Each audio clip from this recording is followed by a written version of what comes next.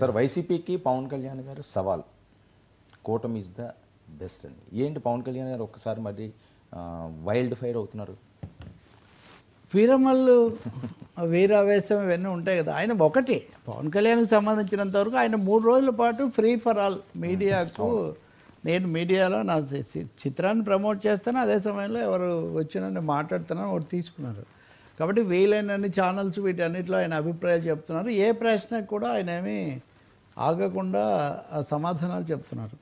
ఈ క్రమంలో ఆయన అడిగారు వాస్తవంగా, ఏంటి వైసీపీ వాళ్ళు ఇదంతా కక్ష సాధింపు అంటున్నారు కదా, కక్ష సాధింపు మీరు రప్పా రప్పా అంటే మేము ఊరుకుంటామా, మీరు రప్పా రప్పా అంటే మేము చేతులు ముడుచుకొని కూర్చోం కదా అని, అంటే మీరు రప్పా రప్పా అంటే మేము రఫాడిస్తాం అనే ఒక ధోరణిలో దాదాపు అంత తీవ్రమైన స్థాయిలోనే ఆయన చెప్పారు. ఇంకోటి మేము 3,500 కోట్లు దోచేస్తాము, ఏదంటే అది చేస్తాము, కానీ మీరు మాట్లాడకూడదు అంటే ఇది ఎలా కుదురుతుంది?